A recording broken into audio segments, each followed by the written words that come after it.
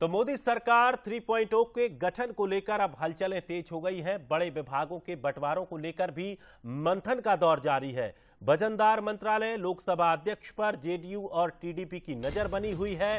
हर 5 सांसद पर एक मंत्री का फॉर्मूला अपनाया जा सकता है, यानी कि जिनके पास 5 सांसद हैं उनको एक मंत्रिमंडल मिलेगा, मंत्री का पद मिलेगा, और 5 से ज्यादा सांसद होते हैं तो उनको 2 मिलेंगे। तो इसी तरह का ये फॉर्मूला रहेगा, यानी कि हर 5 सांसद पर एक मंत्री का फॉर्मूला।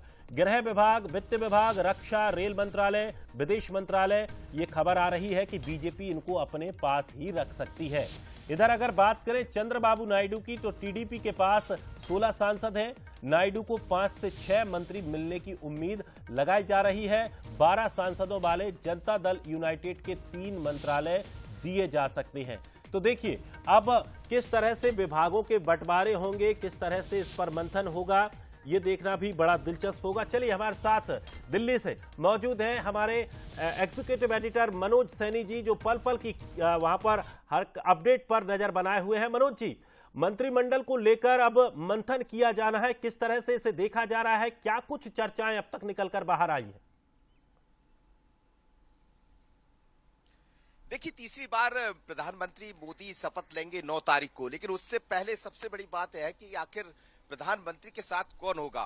तो अब संभावना यह है कि प्रधानमंत्री अकेले शपथ लेंगे और उसके कुछ 2-4 दिन बाद ये तय होगा कि आखिर कौन होगा 3-0, यानी तीसरे जो मंत्रिमंडल होगा, सरकार होगी, उसमें कौन कौन शामिल होगा। और आप समझिए कि मैं इस वक्त दिल्ली में मौजूद हूं और ये तमाम सारे सांसदों की बंगले जिसे कहा जा सकता है, चाहे गंगा हो, यमुना हो, अलग अलग नामों से, सरस्वती, आज भी यहाँ भारतीय संस्कृति झलकती है। और दिल्ली में इस वक्त तमाम सांसद पहुंच चुके।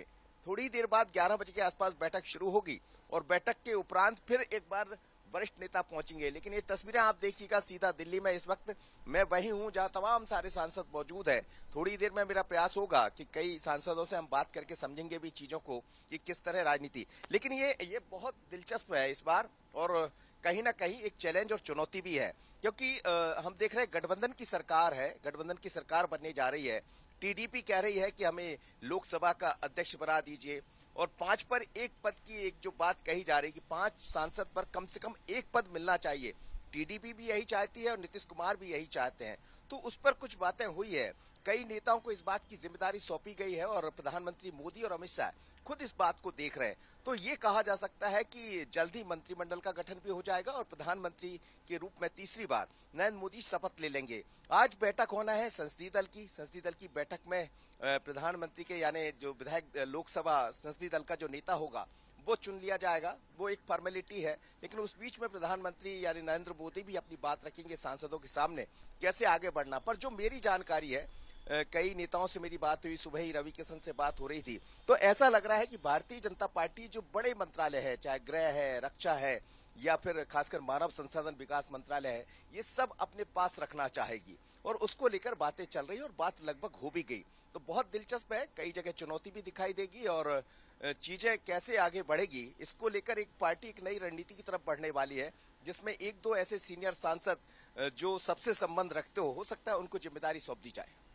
निश्चित तौर पर जिम्मेदारी सौंपी जा सकती है, और किस तरह का वो पूरा चेहरा होगा नए मंत्रिमंडल का, वो देखना भी बड़ा दिलचस्प होगा। फिलहाल शुक्रिया हमारे साथ जुड़ने के लिए। चलिए, और इसी के साथ आपको